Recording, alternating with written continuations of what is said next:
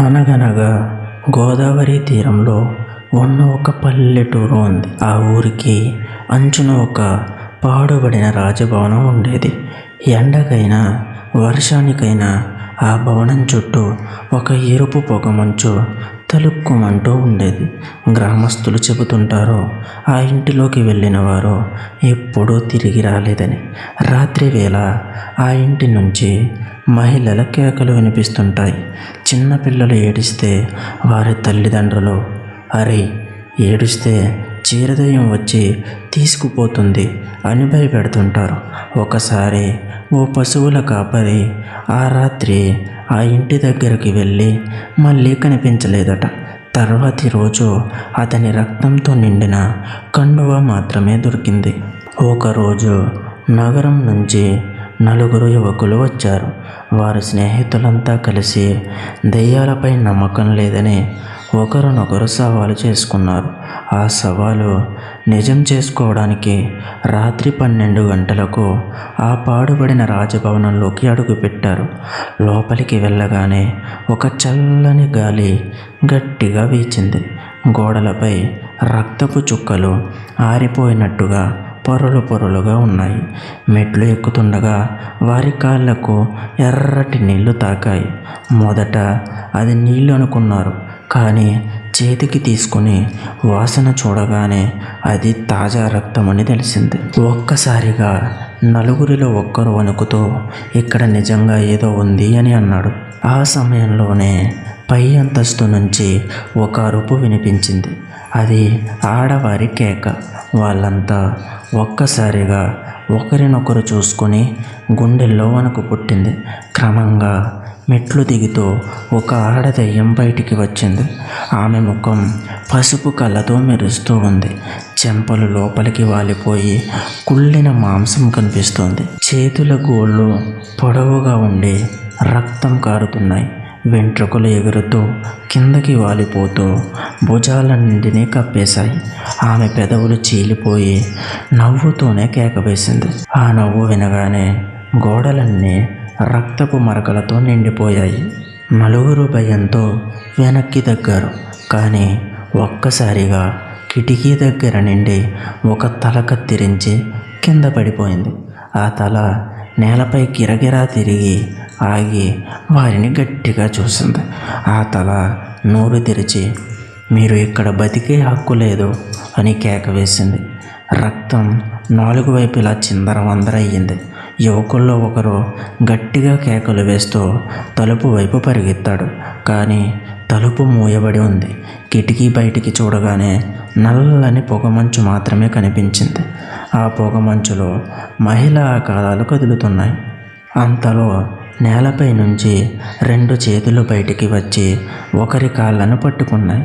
అతను పడిపోయి బయటపడడానికి ప్రయత్నించాడు, కానీ చేతులు గట్టిగా లాగేయడం మొదలుపెట్టాయి. ఒక్కసారిగా గదిలో మహిళల ఏడుపు మారుమోగింది. ఆ ఏడుపు క్రమంగా కేకలుగా మారింది. నేల మొత్తం పగిలిపోతూ అందులోంచి మరిన్ని ఆడదెయ్యాలు లేవబడ్డాయి. ప్రతి ఒక్కరి ముఖం చెదిరిపోయి కళ్ళు గుళ్ళలాగా వెలిగిపోతున్నాయి. పళ్ళు రక్తంతో నిండిపోయి పొడవైన గోళ్ళు గోడల మీద గీస్తూ అరుపులు పెడుతున్నారు. ఒక యువకుడు మంత్రం చదవడం ప్రారంభించాడు. కానీ అతను ఒక్క వాక్యం కూడా పూర్తి చేయకముందే ఒక దెయ్యం తీసుకొచ్చి అతని నాలుకను కరిచేసింది. రక్తం నోటిలోంచి బయటికి దూకుతూ గోడల మీద చిందింది. మరొక దెయ్యం అతని కళ్ళని గుచ్చి లాగేసింది. అతని కేకలతో గదంతా మారుమోగిపోయింది. స్నేహితులు భయంతో వణుకుతూ చూసినా ఏమీ చేయలేకపోయారు. రక్తం నేలపై చిన్న పొంగుగా చేరిపోయి పాదాల కింద జారిపడేలా మారిపోయింది. మిగిలిన ముగ్గురు ఒక్కసారిగా గదిలోని తలుపు మూసుకొని దాక్కున్నారు. లోపల అది ఒక చిన్నారుల గదిగా కనిపించింది. గోడలన్నీ రక్తంతో రాసిన అక్షరాలతో నిండిపోయాయి. మేము చనిపోయినప్పుడు మిమ్మల్ని కాపాడలేదు, కాబట్టి మీరు బతకలేరు. గదిలో బొమ్మలు చెల్లాచెదురుగా పడి ఉన్నాయి. ఒక్కసారిగా ఆ బొమ్మల కళ్ళు ఎర్రగా వెలిగాయి. అవి ఒక్కొక్కటి కదులుతూ ముందుకు వచ్చాయి. ఒక బొమ్మ రక్తంతో నిండిన చేతిని చాపి ఒక యువకుడి గొంతు పట్టుకుంది. అతను శ్వాస ఆగిపోతూ గట్టిగా కేకలు వేశాడు. మిగిలిన వారు తలుపు తెరవాలని ప్రయత్నించిన తలుపు లోపలే తాళం వేసినట్టు బిగబడిపోయింది. అంతలో ఒక్కసారిగా ఆ గదిలోని అద్దం కదిలింది. అందులో 3 యువకుల ప్రతిబింబం కనిపించింది. కానీ ఆశ్చర్యం ఏమిటంటే అద్దంలో వాళ్ళ ముఖాలు దెయ్యాల్లా మారిపోయి ఉన్నాయి. చర్మం నల్లగా కుళ్ళిపోతూ కళ్ళు రక్తంతో నిండిపోయి మెరుస్తున్నాయి. ఒక్కసారిగా అద్దంలో ఉన్న ప్రతిబింబాలు బయటకు దూకాయి. ఇప్పుడు గదిలో ఆ 3 ఉన్న వారి దెయ్యాల రూపాలు కూడా వారిని వెంబడిస్తున్నాయి. భయంతో ఒకరు గోడను ఢీకొట్టి పడిపోయి దెయ్యం రూపం వెంటనే అతని శరీరాన్ని లాగేసి రక్తంలో ముంచి తినేసింది. మిగిలిన వారు అరుస్తూ తలుపు పగలగొట్టే ప్రయత్నం చేశారు. తలుపు ఒక్కసారిగా తెరుచుకుంది. బయటకు పెరిగెత్తారు. కానీ అక్కడ ఎదురుగా ఒక పసుపు కళ్ళ ఆడదెయ్యం నిలబడి ఉంది. ఆమె చేతిలో రక్తంతో తడిసిన ఒక తల ఉంది. ఆ తలను నేలపై వదిలేసి నెమ్మదిగా దగ్గరికి వచ్చింది. ఇద్దరూ భయంతో వెనక్కి తగ్గారు. కానీ వెనక నుంచి తలుపు ఒక్కసారిగా మూసుకుపోయింది. ఇప్పుడు వాళ్ళు ఇద్దరు దెయ్యం మధ్యలో ఇరుక్కుపోయారు. దెయ్యం ఒక్కసారిగా అరుస్తూ వారి మీదకు దూసుకొచ్చింది. వారిలో ఒకడు తప్పించుకునే ప్రయత్నంలో పడిపోయాడు. వెంటనే ఆ దెయ్యం అతని ఛాతీని చీల్చేసి గుండెను బయటకు లాగేసింది. రక్తం నేలంతా నింపేసింది. మిగిలిన ఒక్కరు ఆ దృశ్యం చూసి భయంతో పిచ్చివాడిలా పరిగెత్తాడు. ఎలాగో బయటికి వచ్చి గ్రామానికి చేరుకున్నాడు.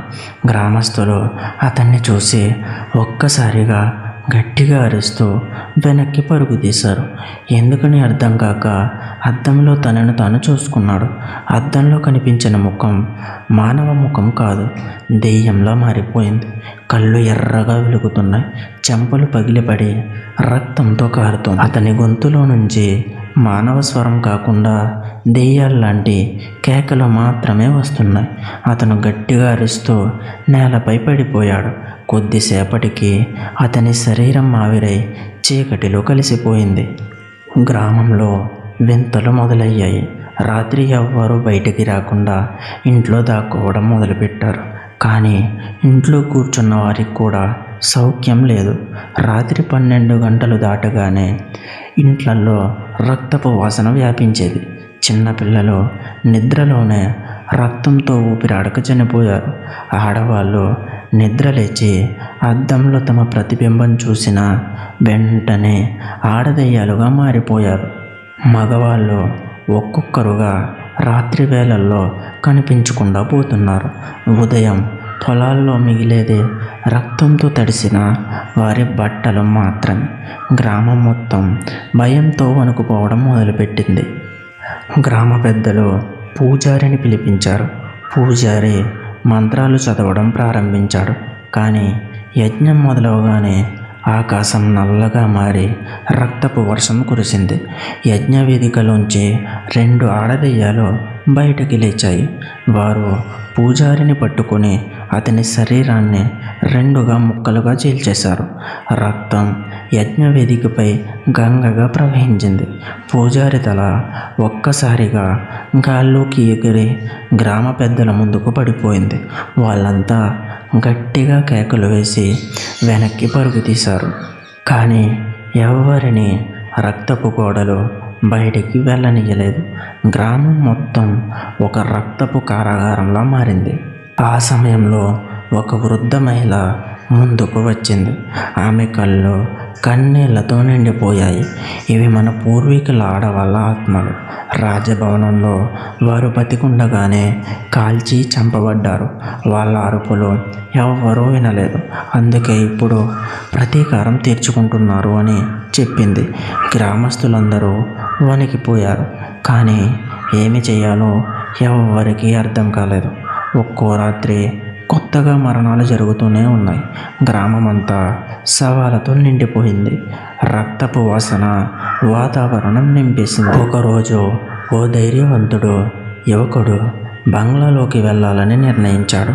లోపలికి అడుగు పెట్టగానే నేల మీద రక్తంతో రాసిన వాక్యం కనిపించింది. తర్వాతి వాడు నువ్వే. ఒక్కసారిగా వెనక నుంచి ఒక తలరహిత ఆడదెయ్యం అతన్ని పట్టుకుంది. ఆమె అతని గొంతు కొరికి రక్తాన్ని తాగేసింది. అతను ప్రాణాలు కోల్పోయి పడిపోయాడు. కానీ ఆశ్చర్యం ఏమిటంటే అతని శరీరం పడిపోగా అతని తల గోడలో నుంచి బయటికి వచ్చి నవ్వింది. ఆ నవ్వు విని బంగ్లా మొత్తం కదిలిపోయింది. రోజులు గడుస్తున్న కొద్దీ గ్రామం మరణాలు ఊరిగా మారిపోయింది. ఇల్లు ఖాళీ అవుతున్నాయి. రాత్రి పడగానే ఆకాశంలో కేకలు వినిపిస్తున్నాయి. ఎవరైనా పొలాలకు వెళ్ళిన ఉదయానికి వారి శవం ముక్కలుగా దొరుకుతుంది. ఆ ఊరికి దగ్గరగా ఎవరు రావడం మానేశారు. చుట్టూ ఎర్రటి పొగ కమ్మేసింది. రాత్రి వేళ దూరంగా చూస్తే ఆ పొగలో తెల్ల చీరలు ధరించిన మహిళల నీడలో కదులుతున్నట్టు కనిపించేవి. ఆ దృశ్యం చూసి ప్రజలు వణికి వెనక్కి వెళ్ళిపోయేవారు. చివరికి ఒకరోజు పిడుగు ఆ రాజభవనం మీద పడింది. భవనం మొత్తం మంటల్లో కాలిపోయింది. గ్రామస్తులంతా ఊపిరి పీల్చుకున్నారు. కానీ ఆ మంటల్లో నుంచి ఒక పెద్ద ఆడదెయ్యం బయటికి వచ్చింది. ఆమె తెల్లచీర రక్తంతో తడిసి ఎర్రగా మెరుస్తుంది. ఆమె గట్టిగా నవ్వుతూ, ఇప్పుడు ఈ భవనం కాదు, మీ ఊరే నా ఇల్లు అంది. ఒక్కసారిగా చీకటి ఊరంతా కప్పేసింది. ఆ రోజు నుండి ఎవరు ఆ ఊరి దగ్గరికి వెళ్ళలేదు. ఇప్పటికీ రాత్రి వేళ గోదావరి తీరంలో తిరిగితే చీకటి చీరలో ఆడదెయ్యం రక్తం తాగేస్తుందని చెబుతారు. అందుకే ఆ గ్రామాన్ని చీకటి చీర గ్రామం అని పిలుస్తారు.